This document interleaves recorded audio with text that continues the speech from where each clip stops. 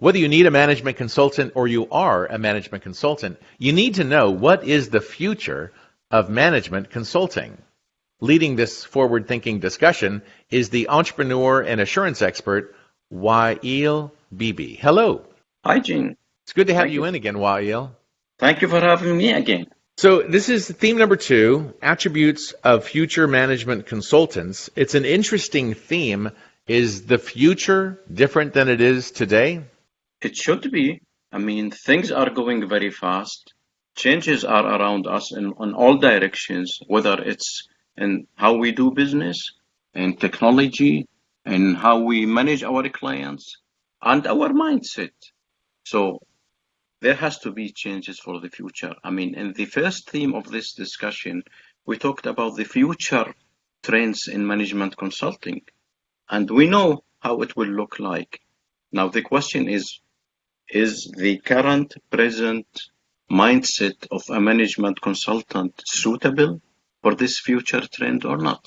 And this is what we try to discuss in this theme. Now, Wael, I see on your panel is full of industry thought leaders. Tell us about some of the people that participated. Yeah, we had a great diversified panel of experts from around the world, from North America, from Europe, from Russia, from Italy, but in particular, they have experience. Mainly it was on the IT field, but it also expands to other areas of management consulting. Now, you have 4 key points in your executive summary, and it looks like empathy is leading us off. In fact, it does. In fact, there has been an overwhelming agreement on the role of empathy in the life of a management consultant. Empathy goes, I mean, we agreed on our discussion that empathy goes beyond putting yourself in the client's shoes to developing holistic understanding of the client's business, the client's thoughts, the client's objectives and needs. And then I see you also have that they need to have real life industry experience, so clearly that's important. They must know of what they speak, right? Absolutely. In the audit world, we always say you cannot audit what you don't understand. And in management consulting area, I mean, if you don't have a real life industry experience, you cannot provide an advice on it, basically. Let's go ahead and roll into your key point number 1 then. Again, this is empathy. Now, what is empathy and how does it help as a consultant? I mean, empathy is usually defined as putting yourself in the shoes of others so you know how they feel, how they think, what they want. And we expanded on it, on the definition, to go beyond that, to really develop a holistic, deep understanding of the client's business, his thinking, his objectives, his environment, and what he actually needs. And then Bart talks about really, I guess he's saying you really can't be a consultant if you don't have true empathy, huh? Well, you can't. And I raised another question, in fact. I said, how about if we combine empathy with emotional intelligence?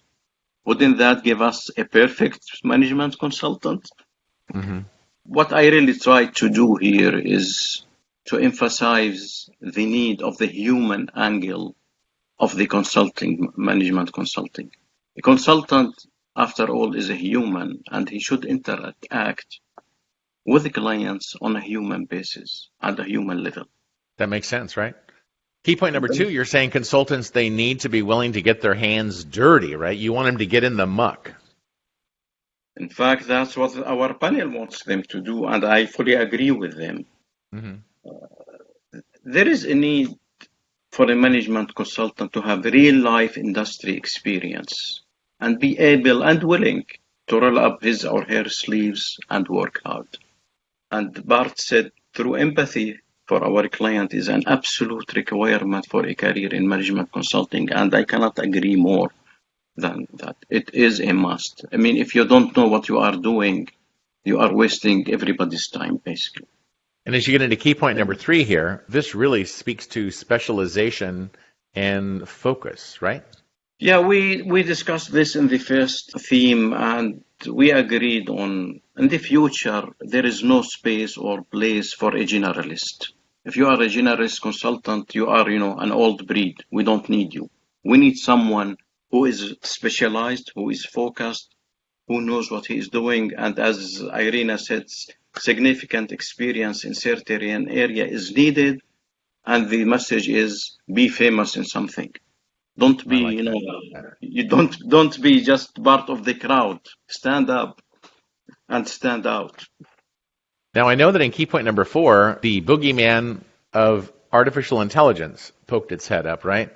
And are people thinking this as a threat, or do they see AI as a tool? In fact, there was some sort of an agreement that it is a combination of both.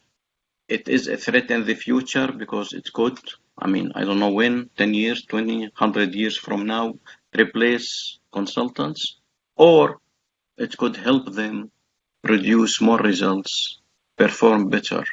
And I really love what Sumant said. He said, be ready to compete / co-work with AI. So we need to be preparing ourselves to understand AI and prepare ourselves for the future. We have to co-work with it. I fully agree. We cannot ignore it. We cannot compete with it. And we cannot 100% depend on it. So it should be a combination of compete, co-work type of thing. So I guess this takes us into the 3 C's of key point number 5, right? Which is communication, communication, communication. So, and there is no surprise in there. Communication is a key element and attribute to anything, basically, not only to management consultants. But what we discussed in this topic is that not only we need to speak and to write and to communicate on timely basis relevant information, but the ability to listen. Not all consultants really have the listening skills handy. We like to talk, we don't like to listen, but we should listen more, probably talk less.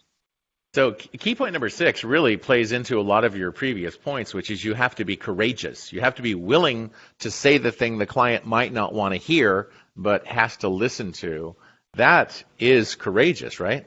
It is, and it is a dangerous thing to do. And sometimes being courageous means you may lose the client. There should be some sort of a balance between courage and letting the client get what he wants. And this point ties to empathy as well. Because in empathy, we said you put yourself in the client's shoes. So you understand what he wants. But at the same time, what he wants may not be what he needs. So you need to have the courage to tell him, great, I understand you want this, but what you really need is this. And it does take courage to do that. And timing, right? Pick the right time, right? Oh, yes. Okay, key point number 7, I guess that's never going to be different, and it's probably never been more true than it is today, right? You have to stay current, you have to stay relevant, right? Absolutely. Things are moving very fast. Everything, every day there is something new. You are not current, you are not on top of things, you don't understand what's going on your business or on your client's business. You lose it. You are done. And kind of going hand in hand, I guess, you need to be innovative. I will not add anything to what Lisa said. Innovation is key, otherwise a company might not need the consultant service. It's absolutely true. If you cannot come up with new ideas, why would the client need you? It's as simple as this. So you did a survey as well, right? Yes. YL, let's talk about that. Well, what I wanted to do is to see whether this discussion was useful. Did it add new information? Did it add value to our panel and to myself? So I asked the question, has this discussion changed your views on the attributes needed for a successful management consultant? Or whether we were wasting our time? And so 27% of the panel said, no, it did not add anything new. They already knew that these will be the attributes needed. 64% said it did add new attributes and new understanding of the attributes. and 9% said it was absolutely helpful and they learned something new. So between the somewhats and the yes, I guess we are in good shape. Over Yes. 70% of people thought the discussion added some value and shed some light on new attributes that they were not aware of. In terms of adding value, you did have three experts that were very active on this In discussion panel. fact, Tell us about them. I would like to extend my thanks to them. I mean, they did enrich the conversation. Paulo, I mean, was fantastic. I mean, he's on the discussions almost every day, and he commented on every discussion. He contributed a lot. Adam, I mean, he's just a great guy. His academic background, coupled with his experience, added a lot of depth to our conversation. And I loved what Lisa told us. I mean, every time she commented on a discussion, she just added value, to me at least, on how we should be looking at the attributes. I really would like to thank them for their valuable contribution.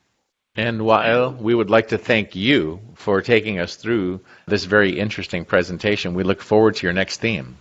Thank you very much, Jane. I look forward to it as well.